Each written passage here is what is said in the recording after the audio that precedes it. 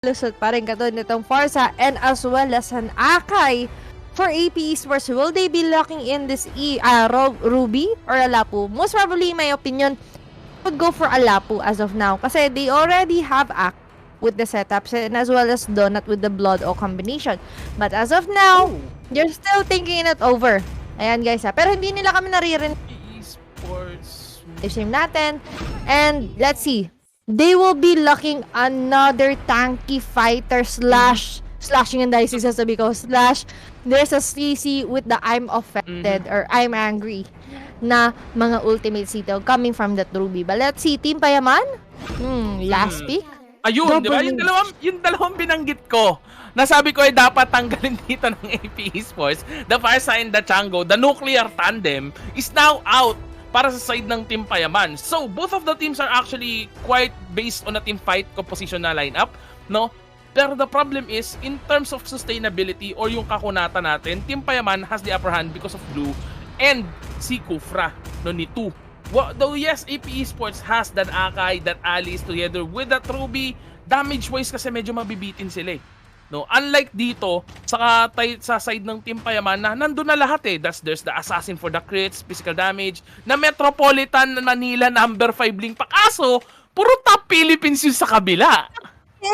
Grabe naman to. Top Philippines number 6 Akai. Top 4 naman for the Ruby si Oreshi and El Piso with the Matilda Airlines number 4 in the Philippines. And quick shoutouts nandun muna tayo sa mga moderators natin. Kala Casina, Dayan Perez, and pati kay Madam Ashley Estrella. Sabi niya kasi, Madam at pinapakisabi sa Team Payaman City, tira sa fly.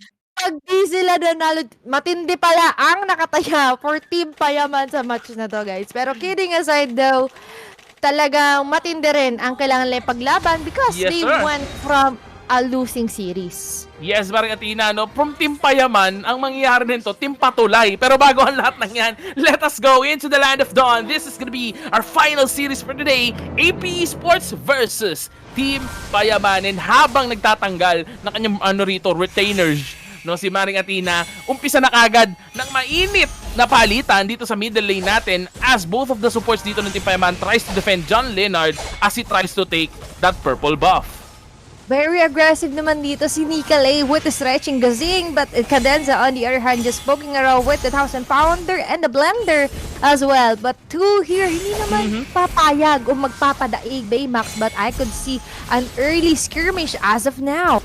Naku, eto na nga, Defiance of the Blades dito. Uy, look at the damage output na binibitawan nila. Kaso disengage lang din naman muna. They would want to focus nga naman kasi talaga into farming their jungle camps. Pero look at this, onto that bottom lane show against 2 members or Yagnarab, Donut, and Cadenza. He's having a hard time, yes, no? And look at that, yung technique na ginagawa. Oh my God! That was an awesome kill, no? Napunta tayo sa middle lane, tapos na yung kill, pero with the basic attacks coming in from the bottom lane, tapos flicker lang naman. Cadenza is going to be forced to use flicker as well, just to make sure na hindi siya mata-take down ng Team Payaman. That's a quick death onto that middle lane with 2 against El Piso na isang Matilda, Maring Athena. Happened there is that 2 took advantage of the Curse of Crow against El Piso, knowing na hindi ganoon na mag-engage ito at teamfight against El Piso kasi kakagaling lang nila sa well, right now, Baymax outside, we could see a heavy rotation for Team Payaman against AP Esports, and as early as possible, they need to take all the advantage that they can get because the hyper carry is against a marksman hyper carry for AP Esports. A slowly but scaling hero, a Claude for AP Esports. Team Payaman on the other hand, they need to watch their steps carefully. Never waste their resources and the setups for Nigalay. Pero dito yung init ng bagsak dito na Feathered Earthstrike El Piso almost taken down pero sumubok pumasok si Nicolay dito pero Ling still focus na lang din naman onto that objective turtle kaya disengage siya lang muna yung mga tropa from the middle lane pero Kufra papipilitang mag 1,000 pounder pareho West Oreshi harassing 2 and Nicolay onto that bush making sure na alam niya yung mga lokasyon ng kalaban but sadly there's gonna be no contest for this turtle just because nagkakaroon tayo ng teamfight sa middle lane na may bouncing bolt tapos si Donatan tinatama pa na meteor shower dito with the flicker. Naku, look at the damage output trick casting. Naku, sumasaktan kasi magkakaroon tayo ng tawag na pause. Oy, lumipad papunta. This is a team fight that is happening before the pause, Baymax. Pero disengage lang din muna ng Team Payaman. They will need to focus on their own respective buffs and jungle monsters. Yes, mabalik ko lang din man or madugtungan ko yung sinabi mo na what Team Payaman needs dito is damage burst. They already have that, Maring Athena. Tama ka doon. no? Proper execution na lang yung pinakakailangan nilang gawin dito. We saw gamitin niya yung meteor shower on that very last game fight. The problem is hindi masyado nag-connect. Pero look at the aggression and the map control, the bush checking of Nicolay na walang katakot-takot. Basta siya pumapasok as long as, mabigyan ko ng vision yung mga kampi ko, I'm good, all things are good. And look at this. Ling focusing onto the jungle camp whilst yung blue nila nangaagaw or nanggugulo onto the top lane pero onto the bottom lane. The bouncing ball is there. Nicolay will try to run away pero Hurricane Dash with the flicker. Nicolay with the flicker out as well. Makakatakas pero with the Chicken Eagle. Mukhang papasok pa sa turret natin dito. With the Blood Blue ang gagawin dito ng tropa natin na si Alice. Si Donut is on fire. Talaga namang narumoronda, no, dito sa bottom lane. And there goes. Ano to? Flicker call yun. Maring Athena yun nakita natin sa chat. Pero dito sa show, onto the bottom lane, meteor shower just to make the enemies back away. Here comes Sting. Masok na sa likod, Divine Blade onto El Piso. Pero makakatakas si Hayag na Donut is the only one left na kanyang nakikita. Pero not enough damage output pa para sa kanya as he tried to back away na lang, focusing on farming his own jungle camps. What went wrong onto the side of Team Payaman? Kasi akala ko nung una sila yung may kalamangan doon sa teamfight sa bot lane. They forgot though that Esports already has Cadenza. There's a mini stun involved when you have a Akai. Hindi lang yung Hurricane Dance yung when you have the blender na mark sa taas nyo, parang stick guys wala, hindi yun design lang, lang. But after the Townsend Powder will connect, you will have a mini stun place. And that is the small technicalities na kinakonsider ng AP Esports. They use that small technicalities to make a bigger picture, which is to set up team fights na sila magiging in favor. And as well as si El Piso with the positioning, hindi siya napipitas dito. Yes, nung early napitas siya, pero right now he is being very careful and engaging into team fights and the Circling Eagle. Pero right now, look at that call. Alam na nila na bait out na nila yung pagtalon, Baymax. Nako, pero dahil nga may pagtalon, may paglapit din galing sa side ng AP Esports dito as they try to prove themselves na nandito kami nakaposisyon, hindi kayo makakapasok. Pero Fen, with aggressiveness, nako, split tumahabol ka din sa mapipilitan tumakbo as Team Payaman right now takes the turtle onto their side. Pero look at this, on the bottom lane si Chang yata magiging target. Nakita ko nag-Hurricane Dance dito onto the map, make it drop, papunta sa bottom lane as Shaw is gonna be taken down by AP Esports na ang sagot naman ng Team Payaman is gonna be the turtle. Is that a good enough exchange, Maring Athena, from the side of Team Payaman? It's not good enough, but instead, mas okay na meron kesa wala. That's a statement that we need to remember. Because at the end of the day, kapag nakakuha naman ng mga proper arsenal dito si John Leonard, he could slowly scale his way up against AP Esports. Kumbaga, kung i-compare natin against Yakuza later on, guys, pero wait, hold that thought. I like what Nicolay is also doing. He really needs that position to spot on kung nasan yung hyper carry dito na si Yakuza. But the problem is that, yes, naispatan mo. But the rest of the teammates cannot reach that specific person as of now kasi hindi pa nagko-connect yung mga yakap of kalapate mo. Why doesn't it connect?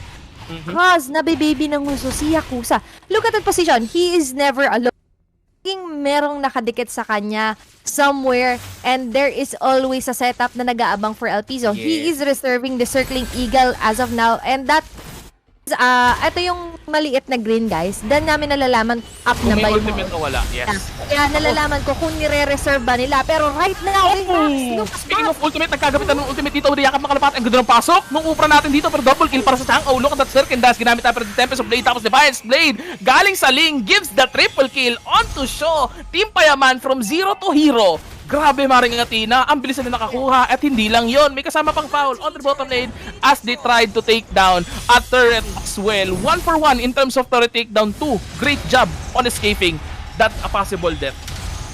Exactly. That is what I'm talking about, guys. Binate out lang nila yung pagpasok nila Yakuza and Cadenza to the point na pag-jump ni Nicolay, that was 2 members na nahug niya from behind, which gave ample time for John Leonard to respo and get the kills. But instead, yung nakalasit naman doon si Shaw, that's alright, guys. Kahit na hindi siya nakalasit. Why? Kasi naka-magic shop na emblem naman dito si Shaw, which means that later on, mabilis siya makaka-build ng item because it is on a discounted price. Pero wait, hold that thought. May pag talo na naman dito and si Yakuza with the blazing duet, Baymax. Nako, ang ganda naman ng hurricane dance doon, allowing Claude to take down someone from Team Payaman, and that's gonna be two. Pero the turtle is gonna be secured by the Ling. Another team is happening. Yakap na kalapatan naman with the Tempest of Blade. Preheat lang si Sean onto the backside doon. Magdala 1 HP, pero look at the sustainability. Ang ganda ng hila ni Oreshi onto the side lanes. Mapipilitan tumakbo yung Ling natin ngayon, pero si Shaw, Meteor Shower pa rin nasagot. Blue with the split dito. Wala nang skill, slam, tapos push na lang naman ang kanyang ginawa dito, pero that's gonna be a 5 versus 1. Kaya naman 2 for non-exchange ang makukuha ng AP Esports. Ang sakit na ng damage nila, Maring Athena, kaya gusto ko sanang makita at malaman ano na nga ba mga item nila rito. Naman pala, nakakapag-sustain na dito si Reshi. He already has the Hasclaw and even the battle. And speaking of the damage, look at that one! A killing spree off-cam, Baymax, before we continue.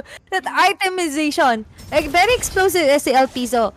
Why is that? He already has the enchant talisman, which means, guys, that there is a CD reduction and a magic power as well. Pero, quick item check ulit tayo. For Cadenza naman, he already has a curse helmet. There is a magic defense and as well as a HP added to him, which makes him more tanky against Team Payaman. And Clock of Destiny with the Calamity Reaper naman ng item dito ni Donut. Meanwhile, the Demon Hunter going for a possible brute force spirit muna dito si Claude. And meanwhile, dito naman sa side ng Team Payaman, we could see that Demon Hunter will be the first core item and for the Ling possibly going for another endless battle. Pero wait, hold that thought, may pagtalong dito sa may bandang middle lane. Oops. Aggression coming from AP Esports that on the middle lane is very good. They tried to cancel out the Feathered Earthstrike. Ang ganda ng pagkahila, Maring Athena, pero that is not enough to be to be called as an initiate para sa side ng AP Esports. All they wanted to do was cancel out yung Feathered Earthstrike na coming from 2. And tama ka, Maring Athena, in terms of item, maganda na pareho yung hawak ng magkabilang team. Pero Team Payaman is still on the lead dito with the bouncing bullets dahil si Cadenza yung kanilang nahuli. Aggression is real coming from them, making the enemy back away.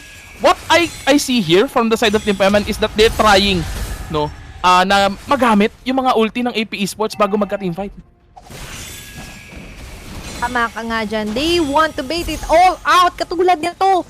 Pumapasok na naman si Cadenza, but that they do not know is nakaabang lang din doon si Yakuza. If ever na magkaroon na naman ng ipat si Hurricane Dance. And as well as, guys, kita si Shaw, he already has the init-lamig combination, the pasma method, pero wait, hold that thought na naman! Ako, ang ganda ng Hurricane dito, pero may Feathered Earthstrike just to make sure na mabubuhay yung tropa niya na si Nikolay, pero on the bottom lane, uy, Defiance Blade, coming from Ling, oh my god, Yagna Donut is gonna be taken down from a 1v1 fight doon sa bottom lane, whilst the rest of the members ng Team Payaman is gonna focus on trying to aggravate the Lord. They're trying to bait out AP Esports kasi tulad mo, tignan mo, Cadenza nakita sa damo, tinalo nandito na tropa natin si Groot, tapos yakap na kalapati lang diba para mawala na yung tangket, wala nang setup play coming from AP Esports. El Piso gumagawa pa ng position dito. Claude, medyo may 10 stack ton ng Art of Thievery, might be waiting for a perfect chance sa pumasok with the blazing duet. Look at the position dito ni Oreshi, hindi pa rin to ng mga tropa natin from Team Payaman, pero Nikolay, very low on HP, Seeking Eagle galing kay Nikolay dito, ay actually kay El Piso. Feathered Earthstrike once again, pop off, look at Ling, the damage is real. Nabuhay pa, masusunog nga ba? Hindi. Pero the Lord is gonna be taken by Team Payaman dito as Oreshi is the only one left to try to aggravate the enemy. Kaya narap Donut para talagang barangay tanod na pumasok doon. Medyo late na kasi sabi niya magsiuwi na kayo, may curfew tayo, Maring Athena. Because of that recent or extended team fight, guys, biruin nyo, namatay sa may bandang bottom side si Donut, pero nakaabot pa siya sa Lord. Which means, though, that AP Esports really did a great job in delaying things up para hindi makuha agad ni Team Payaman yung Lord natin. Speaking of network naman, we already have 32,000 for the network of Team Payaman versus 30,000 pa lang ng AP Esports. In terms of kill scores, nagkakasabayan lang sila, guys. They're not holding back. Whenever one engages into a team fight, they go. Hindi sila yung pag may nakita kami, tatawag agad sila ng tropa pips sila. Katulad nito, Cadenza, every time he goes in with a 1,000 pounder, laging nakaabang na rin si Oreshi ng piso. Katulad doon, there is another initiation team fight onto the Lord side. Oops! Been puffed up, look at the HP of the Lord. The Lord has been secured by AP Esports. Nag-blazing duet into, kawalan yung Claude natin dito. Nag-sanitize lang din naman ng sahig. Pero Fen, on the other hand, ang ganda na pagkakapit niya dito kasi siya lang mag-isa. Maring Athena, he was able to take down the Alice Fen. Very low on HP. Look at that. Aggressive skill. Meteor Shower dun sa eskinita natin. Mapapaback away talaga. Kahit na sino pang humarap dito, Team Payaman, masyado ng pulado ang mga miyembro. Pero split coming from, oh my god, Fen is still alive and kicking. 2 members of AP Esports was taken down on that very last team fight. Akala ko matutuluyan na si Pen. No? Yes, indeed, Oh my nakuha ng AP Esports yung Lord Baring Athena, pero is it a good thing na naka-takedown ng dalawa doon yung Team Payaman? Yes, it is indeed a good thing because this will give them ample time to regroup, and as well as this is just a level 1 Lord. Madali nila matutunaw even though it reaches the level 3 or tier 3 base, they have mage heroes. They have to ensure. Alam naman natin, faster minion wave clear ang meron yung dalawang setup for Team Payaman. And as well as yung 2 crucial pickups na yun, it's okay because that is El Piso na kahit gapiso ang buhay, nakakapag-setup ng place with the guiding wing, nakakapagligtas siya. And as well as Team Payaman having the advantage given to John Leonard. That is still a 204 KDA, which means though that AP Esports, they haven't found the right spot yet to shut down the hyper carry for Team Payaman. Which means that pagdating sa team fight ito, this is still a 50-50 chance for any of the two. But right now, 2 is doing a great job as well in terms of positioning. Some beses pa lang siya napitas all throughout. Papunta na tayo sa 14-minute mark natin. But show as well with Gear Shower with the layering and the proper juggling of the damages. Pero yung team fight dito, nangyayari na naman. Oops. Ang ganda ng pagkaipit dito pero nasayang ang Meteor Shower ng tropa natin na si Shosho on the bottom lane is trying his best para Tempest of Blade. Hinain onto the top lane. Yakuza, pinipili tumakbo pero hinahabol TP and there goes a takedown. Ling was able to escape the grasp of the Ruby as well. Pero Alice on the other hand, free farming onto the bottom lane as he is gonna be seen by the Glue Wells onto the middle lane. Look at the positioning dito ng AP Esports. They're waiting for something. They're waiting for a perfect setup pero Alice pumasok ni Kalea. Ganda na pagkatalon dito na mataan si Cadenza pero look at that. Bouncing ball lang din naman onto the face. Pipiliting tumalon with a 1,000 pounder pero makakancel out lang Maring Athena. Nako, Meteor Shower, Pedro Ursek will pop off pero 3 members is gonna be stunned with the blood flow combination coming from the Yagnar of Donut and Donut is gonna be the one who is taken down instead with Nika Lei. Ang ganda ng bouncing ball. Papasok dito ang tropa natin na siling pero walang purple buff kaya hindi sila magda-dive. And 2, kaya ang sakit pala ng damage mo kasi Divine Glaive na ang nadagdag sa kanyang arsenal, Maring Athena. And speaking of items, look at the proper arsenal din for Shaw. He already has the item one with the glowing one, enchanted talisman, and the winter truncheon. Knowing that AP Esports will try to target her next or him next kasi yung gumagamit guys is a guy. Pero dito naman sa side naman ni John Leonard, that battle their belt and a Demon Hunter with the deadly blade, negating agad dito si Donut and as well as sustain. And right now as well, that is immortality and Athena shield. Puro shield ang binilap dito ni Nika Lei against AP Esports. Knowing na yung pinanggagalingan talaga ng mga made damage and yung pinaka-work niya lang naman kasi talaga is the setups. Is okay kung siya'y mamatay. Wag lang talaga sila John Leonard and the core heroes as well. Pero speaking of core heroes, mukhang napapasama ang posisyon dito nila Oreshi and Yakuza. Oh, Pedro Ursek ang binitaw on the other hand, magiging target ni Donut dito pero disengage siya lang din naman using the Tempest of Blades. I really like how John Leonard at yahoo.com, gmail.com, kung ano man yung lahat ng binanggit ni Prof. B kanina tungkol sa kanya na he really utilizes his skill to the max na kahit magamit niya to escape, lahat gagawin niya para hindi lang siya ma-takedown. He is sa 205 dito sa laban natin, Marin Athena, meaning he's one of the scariest player. No, napuang ng katakutan ng AP Esports dito because look at this, onto the bottom lane, Donut is the one split pushing for the side of AP Esports. Pero John Leonard 15, 'di ba? Ang tapang to face off an Alice alone is a big deal eh. Kasi you know na meron ng stocks yan, may item set na nakita natin, nabanggit mo na rin Maring Athena, 'di ba? So para sa isang link na ikaw yung pinakapuso ng team mo na mag-iisa kang haharapin yun is napakalaking bagay para yung maboost yung moral ng Team Payaman. Exactly, parang napapakanta kasi dito Team Payaman. Ay, si Leonard matapang lumaban pero dito lalaban din sila Pen, Baymax. Nako, talaga naman si Pen dito with the speed pero yung akay natin nagkita pagkapasok pero wala tayong nakikita ng Hurricane Dance. Pasok na rin yung Yagnar of Donut, Pedro Earthstrike, look at that Cadenza. Is trying to back away Yakuza with the blazing duet, not enough damage for Nika Lei pero Pen tumatalon dito. Here comes Donut under the turret. Ang ganda na pagka-dive niya. So, no 1 HP, gumamit ng Meteor Shower just to try and escape. Kaso habulin na tatlong miyembro dito and he is not gonna be able to run away from that. Pero look at Pen trying to buy time for the link on the bottom lane. What? is AP Esports doing? Yes, you are winning the team fight, but look at your bottom lane. Ling is gonna take that down. Further Earth seconds to pop off the Claude. Makaka-disengage ang naman. John Leonard is successfully taking down the turrets onto the bottom lane. That's a very good exchange para sa kanila, pero hindi pa tayo tapos. Pen, nakakapit pa kay Oresi dito, parang tukulang din naman. Sabi ni Margatina, papasok pa. That's gonna be a 3-4-1 team fight, pero John Leonard nahanap ng posisyon. Yakuza with Blazing Duet once again. Killing spree para sa Ruby natin, pero Claude! Oy, wala agad yung kanyang immortality doon. Tapos sinakap na kalapati ng damang galing kay Ginard. Defiance Blade is enough indeed to wipe them out of the map, and that team fight talaga ang pinaka nagpalakas sa kanila doon, Juicy Lemon eh. Kasi balita ko, bumili sila kanina bago mag-umpisa yung laban. Exactly. Pero ang pinakamaganda doon is that was a calculated risk for John Leonard. Maaaring nagtataka kayo, bakit sinasapisyon yung mga teammates niya? That, of course, a viable or pinaka-importante kasi or vital part is the middle lane turret.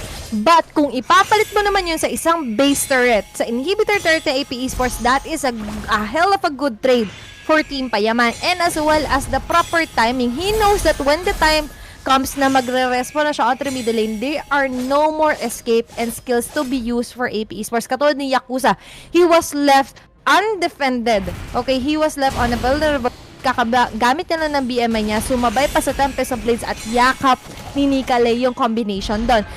Right now guys, if we could see the itemization, yes, nalulugi sila Team Payaman kapag wala talaga ang Leonard. Why? Because most of the heroes or most of the members for AP ready build up the Athena Shield. This is what I'm talking about earlier, guys. Pagdating sa early game, ay pantatapat lang sa double mage setup is the proper item, defensive item. Pero speaking of item dito, masakit na yung mga item nila at pagpasok dito.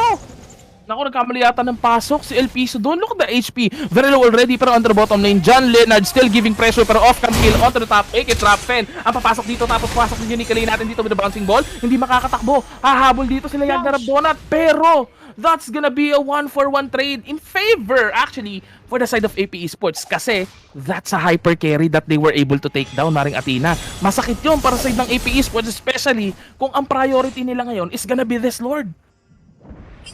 Hard to go head on to head for John Leonard versus Yakuza with the Claude. Why? You cannot chase down a Ling even Claude. Guys, paano ka aakyat dun sa pader? Yes, ang bilis mo kapag switch out with Dexter.